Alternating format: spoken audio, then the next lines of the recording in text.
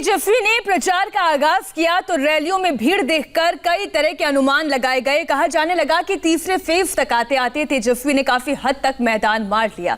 लेकिन तेजस्वी की रैलियों में भीड़ देखकर एनडीए के वोटर्स में भी जोश बड़ी तादाद में भरा। लोग घर से निकले और इस तीसरे फेज में बिहार चुनाव की तस्वीर को बदल कर रख दिया। खासतौर पर अगर मुस्लिम बहुल सीटों की बात की जाए, कैसे एनडीए ने एक तरफा वोट हासिल किए, ये आपको दिखाते हैं। आप ये तस्वीर देखिए, पश्चिमी चंपारण की तस्वीर आपके सामने है। यहां पर एनडीए के खाते में 8 सीट जाती नजर आ रही है, तो वहीं आप देखिए अन्य के खाते में 1। यहां पर आरजेडी का खाता तक नहीं खुला, एलजेपी की बात तो दूर है। आप देखिए आरजेडी का खाता नहीं खुला है। और दूसरी तरफ पूर्वी चंपारण की 12 सीटों पर नजर डालिए। एनडीए के पास 8, महागठबंधन के पास 4।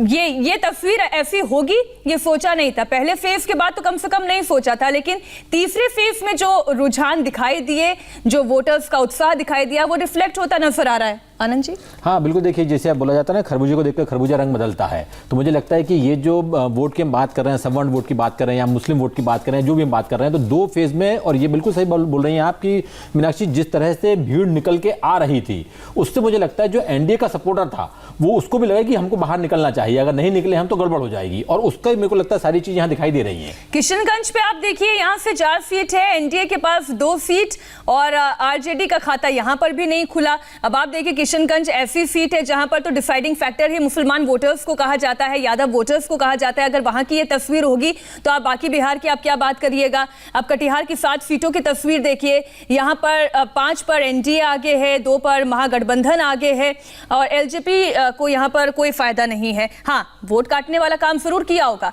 अब मधुबनी की 10 सीटों पर भी आप नजर डालिए, यहां पर भी एनडीए का प्रदर्शन जबरदस्त है। कुल 10 सीटों में से 8 पर एनडीए जीत रहा है, जबकि महागठबंधन को सिर्फ 2 सीट पर जीत मिलती दिखाई दे रही है। अब जल्दी से एक बार नजर दरभंगा पर भी, दरभंगा जिसे कहा जाता है मिथिलांचल की राजधानी, मिथिलांचल का केंद्र, वहां पर भी तस्वीर देखिए, क्लीन स्वीप जैसा हाल है। NDA 9, RJD 1। सौरभ जी हाँ बिल्कुल, और ये जो सारे समीकरण हैं जो आपको अलग अलग सीट पर दिखाई दे रहे हैं, इससे एक बात साफ है कि जो बहुत पूर्व निर्धारित अनुमान थे वो इस चुनाव में गलत साबित होते हुए दिखाई दिए हैं।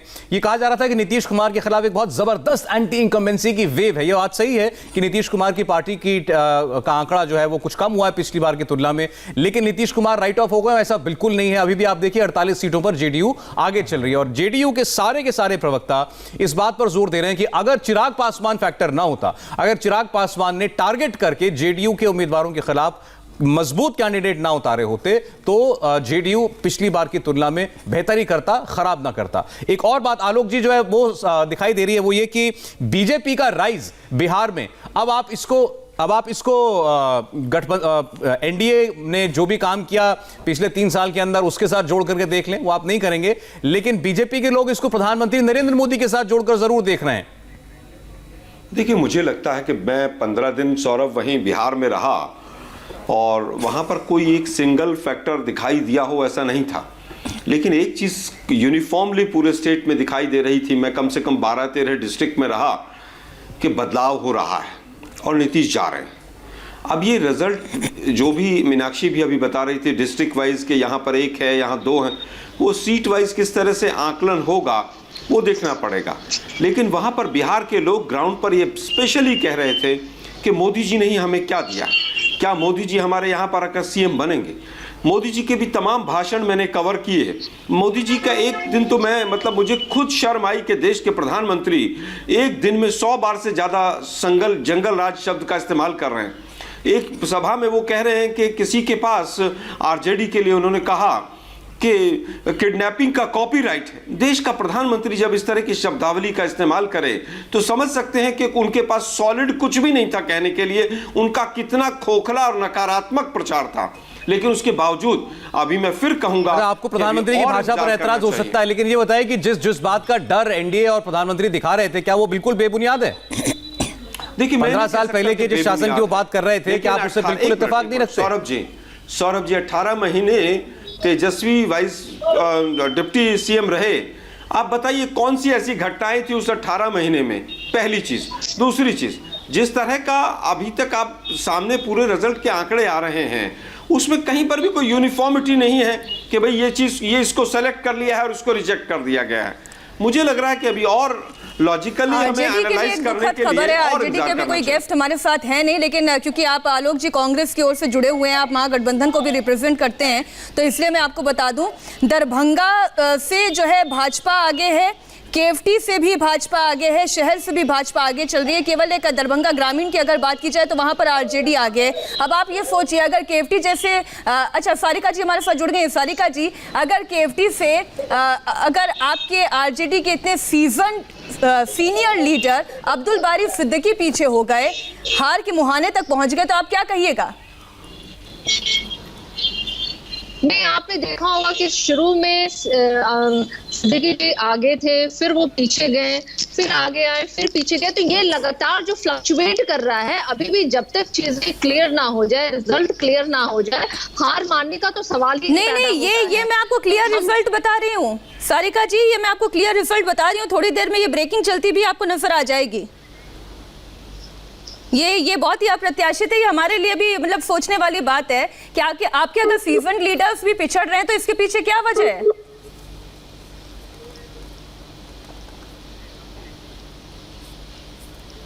कुछ नेटवर्क प्रॉब्लम है। चलिए एक बार फिर से हम जरा ओवरऑल आंकड़ों की तरफ चलते हैं। 127 पर एनडीए, 105 पर आरजेडी। परिस्थिति वहीं की वहीं है पिछले 1.5-2 घंटे से, कोई खास परिवर्तन नहीं। 1-2 सीटों का घटाव जुड़ाव होता है दोनों तरफ।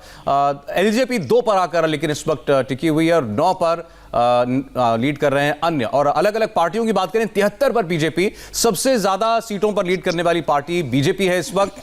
JDU 47, RJD 68, Congress party 19, LJP 2 और एआईएमआईएम 2 पर इस वक्त लीड करती हुई दिखाई दे रही है। अभी बात हो रही थी, अभी आलोक जी ने भी कहा कि कोई एक ऐसा कोई फैक्टर लोगों के मन में काम किया हो, ये दिखाई नहीं देता और वो ट्रेंड्स में भी रिफ्लेक्ट होता दिखाई नहीं दे रहा है।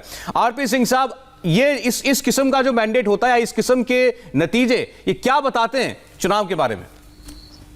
देखिए, 15 साल की एंटी इनकम्बेंसी के बाद रही वहां पर हर मुख्यमंत्री के लिए 15 साल के काम के बाद दिक्कत होती है, और उसके बावजूद भी लोगों का इतना प्रेम और जो काम उन्होंने डेवलपमेंट के किए, जिस ढंग से वहां पर हर गांव तक सड़क और हर गांव तक बिजली पहुंची है, तो अच्छा ही है कि वहां पर डेवलपमेंट एज एजेंडा है, कास्ट एजेंडा नहीं था इस बार।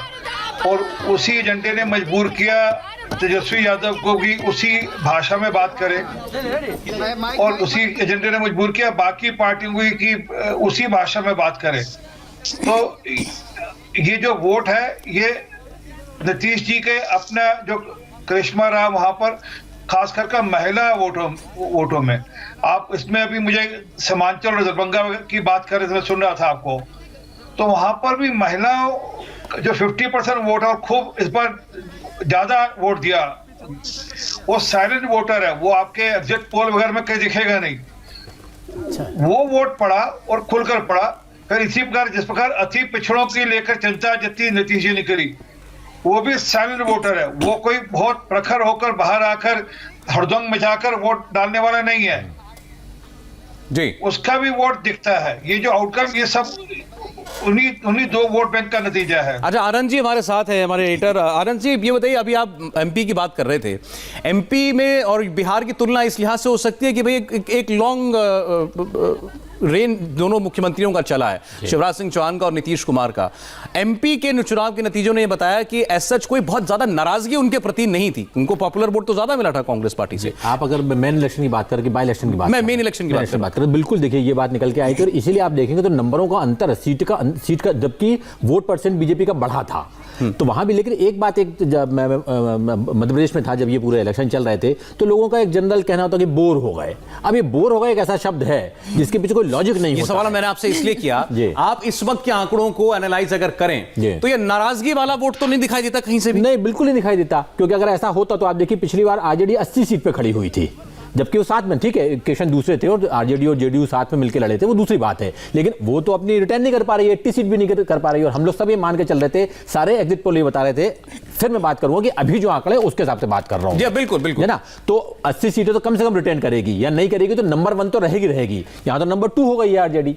तो इन तमाम चीजों को अगर देखें और जो बात कर रहे हैं कि भाई सिंह साहब जो बोल रहे हैं कि लगातार 15 साल की नाराजगी के बाद, देखिए आप नाराज किससे होते हैं? जो सत्ता में होगा आप उससे नाराज होंगे ना, आप जो विपक्ष में उससे नाराज तो आप हो नहीं सकते। तो जनता ना, इसके बावजूद अगर ये परफॉर्मेंस दे रही है जेडीयू, तो मुझे लगता है ये अच्छा परफॉर्मेंस। लेकिन अगर वाकई में जेडीयू ने 15 साल में बहुत अच्छा काम किया होता तो इतनी नाराजगी भी नहीं होती, फिर तो विकास की गंगा बह रही होती, लबालब होती, वहां की नदियां भी विकास के नाम पर, वो नहीं था। बिल्कुल मीनाक्षी, देखिए ये तो ऐसा एक इशू होता है जिसको आप जिस ढंग से देखना चाहें। इस पे हम थोड़ा सा और डिटेल में चर्चा करेंगे, एक छोटे से ब्रेक के लिए हमें रुकना होगा, हो रहे हैं फौरन हासिल।